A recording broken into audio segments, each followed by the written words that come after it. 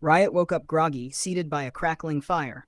A pot of stew simmered in front of him, the smell sharp and earthy, but something felt off. They were still in the Queen's throne room, only now it was eerily empty. No ants, no noise, just scattered armor fragments and glowing embers where there used to be chaos. He squinted around. Did a wolf spider with arms the size of planet rings carry the Queen off for dinner, or? Everyone turned to look at him. You really did hit your head, Aunt Glad muttered. That's not what happened, Grandpa said, already stretching his shoulders. Let me tell you how it went down. Scene. Grandpa's version. According to Grandpa, as soon as Riot was knocked out, he took control of the battle. First, he tied Natada, yes, the giant snake, in a knot, just to warm up. Then he launched into a flying spin kick so powerful it split the air like thunder. I boxed that queen ant for 12 straight rounds, Grandpa said, puffing out his chest. I was winning easy until she switched to kickboxing halfway through the match. 8 legs, all kicking at once. Had to cover my face just to survive. He mimed blocking imaginary strikes, grinning. But then I saw my opening. Boom, super uppercut, right to the jaw. Gold tooth went flying. I caught it midair and handed it to her replacement, my ally and friend all along, the new queen. Riot blinked. You had a friend in the ant monarchy?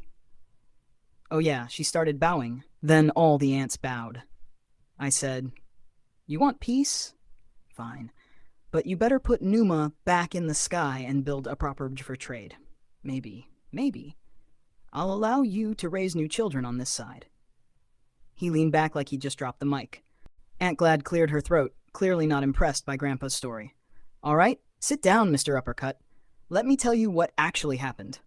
She ladled a bit of stew into her bowl before continuing, calm and matter of fact. Once Riot hit the floor, I knew it was time to act.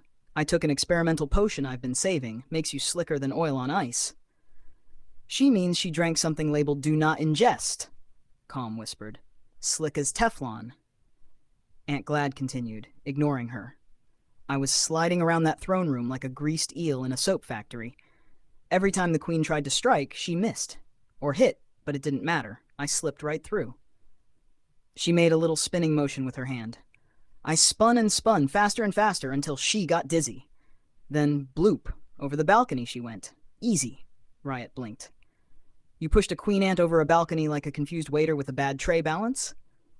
That's not the headline, Aunt Glad said, sipping her stew. The important part is, I picked up the crown, looked around, and immediately brokered a treaty.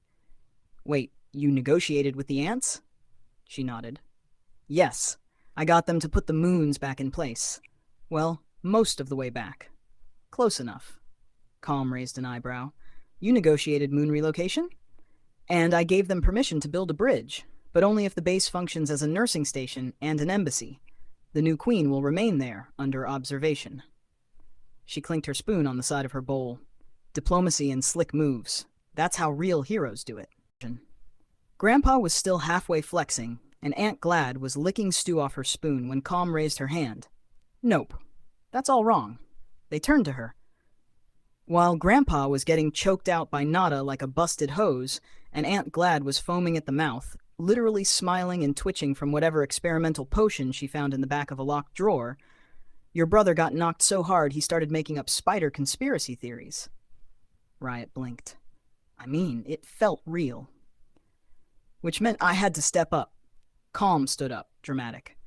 I grabbed my weapon, which today was a 3-headed hammer, axe, thing. One face was pure blunt force hammer. One had a nose so long and pointy it could pick its own targets. And the third... She paused. The third looked like flowing hair. Beautiful, deceiving.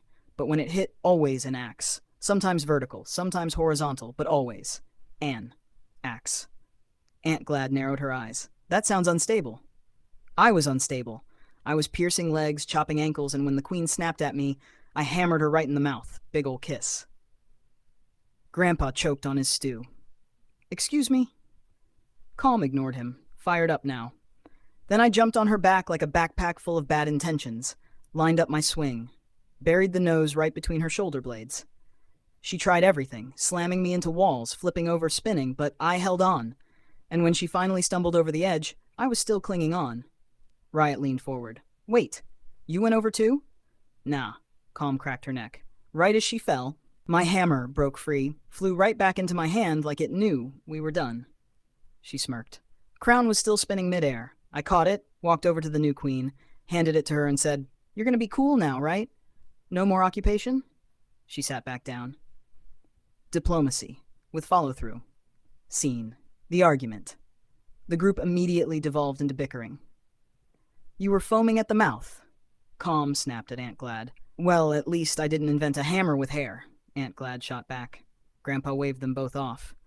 "You kids ever throw a proper uppercut in your life? No? Then hush." "Pretty sure I saw you get kicked through a wall," Calm said. "Not kicked. Redirected. Part of the plan." "And I was unconscious," Riot yelled, "which means none of you can prove I'm wrong either." Everyone started talking at once, voices rising, insults overlapping, arguments about who pushed who caught what, and whether or not moon relocation counted as mostly back. Then suddenly, scene, Nada's final word. Nada, the giant snake who'd been silently coiled by the fire the whole time, slowly uncurled and slithered to the center. She raised her head, flicked her tongue, and hissed, "Sssss." Everyone stopped. Aunt Glad nodded solemnly. "Yep, she's right." "Obviously," Calm agreed. "Most logical version yet," Grandpa added. Even Riot shrugged. "Checks out." They all sat in silence for a moment, staring into the fire, the crown resting gently beside the stew pot, still glinting, still unresolved.